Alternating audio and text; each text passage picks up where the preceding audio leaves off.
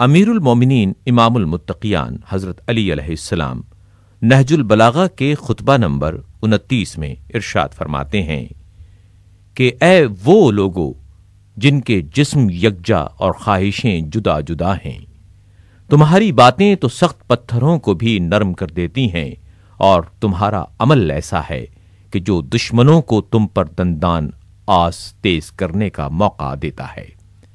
اپنی مجلسوں میں تو تم کہتے پھرتے ہو کہ یہ کر دیں گے اور وہ کر دیں گے، اور جب جنگ چھڑ ہی جاتی ہے تو تم اس سے پناہ مانگنے لگتے ہو۔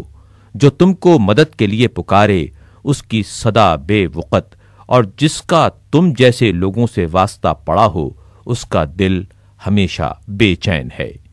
ہیلے حوالے ہیں، غلط سلط اور مجھ سے جنگ میں تاخیر کرنے کی خواہشیں ہیں، جیسے نادہند مقروض اپنے قرض خواہ کو ٹالنے کی کوشش کرتا ہے۔ ذلیل آدمی ذلت آمیز زیادتیوں کی روک تھام نہیں کر سکتا، اور حق تو بغیر کوشش کے نہیں ملا کرتا۔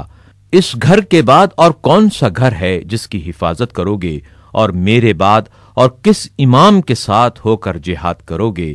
خدا کی قسم، جسے تم نے دھوکہ دے دیا ہو اس کے فریب خوردہ ہونے میں کوئی شک نہیں، اور جسے تم جیسے لوگ ملے ہوں تو اس کے حصے میں وہ تیر آتا ہے جو خالی ہوتا ہے، اور جس نے تم کو تیروں کی طرح دشمن پر پھینکا ہو اس نے گویا ایسا تیر پھینکا ہے جس کا سوفار ٹوٹ چکا ہو اور پیکان بھی شکستہ ہو۔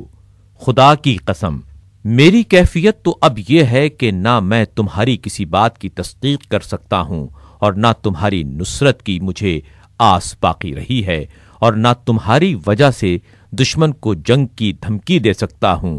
تمہیں کیا ہو گیا ہے؟ تمہارا مرض کیا ہے اور اس کا چارہ کیا ہے؟ اس قوم اہل شام کے افراد بھی تو تمہاری ہی شکل و صورت کے مرد ہیں۔